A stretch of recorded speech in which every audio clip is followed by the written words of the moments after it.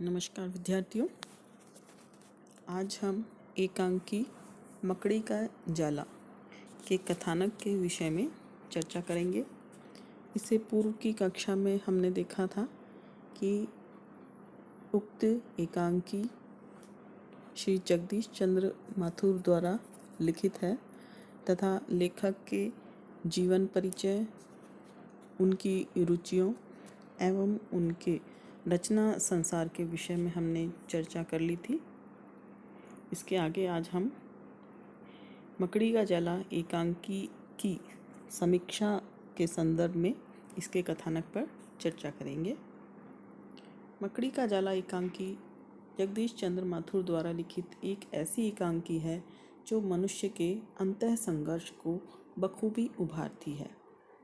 एकांकी में भोलानाथ नामक एक व्यक्ति है जो व्यवसायी है और अपने जीवन में सफलता प्राप्त करता हुआ काफ़ी धन अर्जित करता है।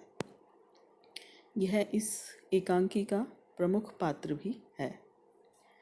वह चंद्रभान नामक एक व्यक्ति से मिलता है और चंद्रभान का स्वभाव उसको पसंद आ जाता है, तो वह उसको अपने प्रतिष्ठान में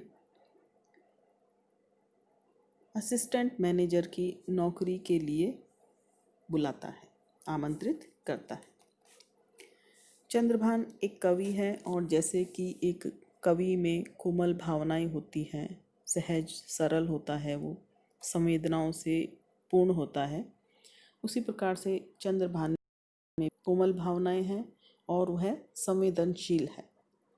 चंद्रभान सात्विक विचारों का ईमानदार व्यक्ति है, जिस कारण भोलानाथ उसे नौकरी पर रखना चाहता है। भोलानाथ भी अपने पहले के जीवन में जब वो व्यवसायी नहीं था तब चंद्रभान जैसा ही था, तो चंद्रभान को देखकर उसे अपना पूर्व जीवन याद आ जाता है। भोलानाथ चंद्रभान को जब वो उससे मिलने आता है ऑफिस में, तो यह समझाता है कि जीवन में भावनाओं से अधिक पैसे का, भौतिक सुख सुविधाओं का महत्व है और बाकी बातें बेकार है।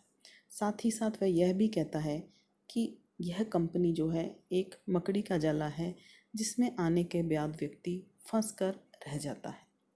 इस संबंध में वह काफ़ी चर्चा करता है चंद्रभान से, तो चंद्रभान उसकी बातों को सुनकर घबरा जाता है और वह वहाँ से चल देता है। जाते जाते वह भोलानाथ से कहता है कि उसने जो नौकरी का ऑफ़र दिया है कंपनी में असिस्टेंट मैनेजर बनाने का, उस पर वह सोच समझकर विचार करके अपना निर्णय सुनाएगा। ऐसा कहकर चंद्रभान चला जाता है।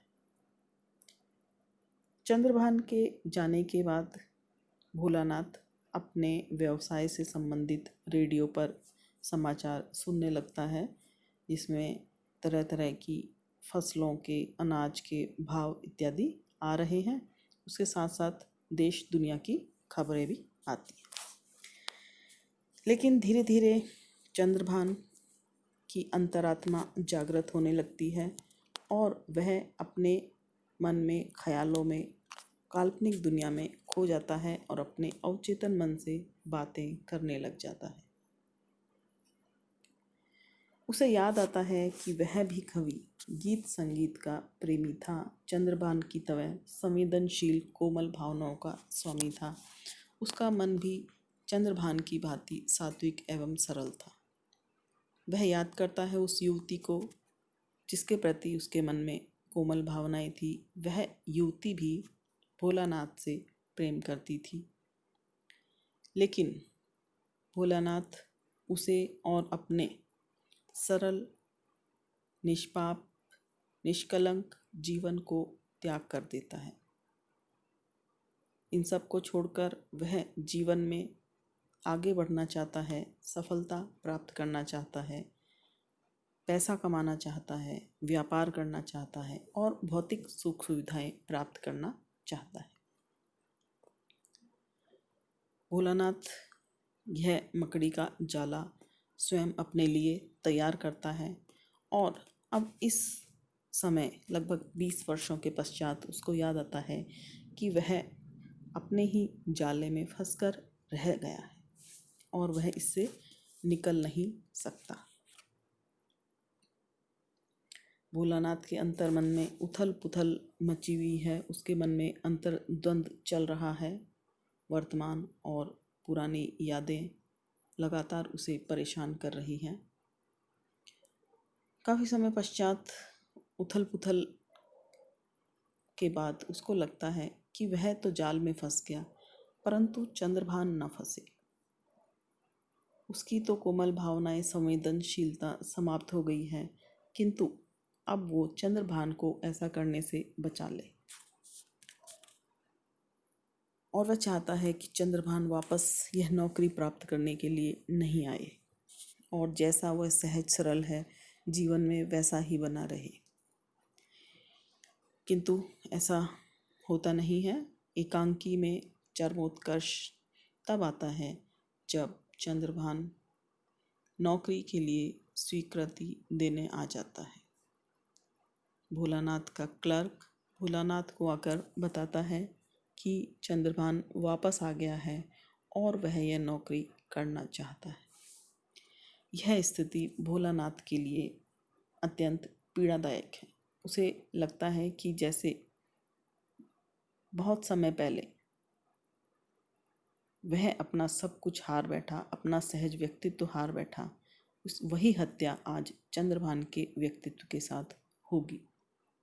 किंतु परिस्थितियों के आगे सभी विवश है और परिस्थितियों के आगे भोलानाथ भी विवश है। वह ना चाहते हुए भी चंद्रभान को नौकरी पर रख लेता है। इस प्रकार मकड़ी के जाले में एक और शिकारी आकर फंस जाता है, कभी न जाने के लिए।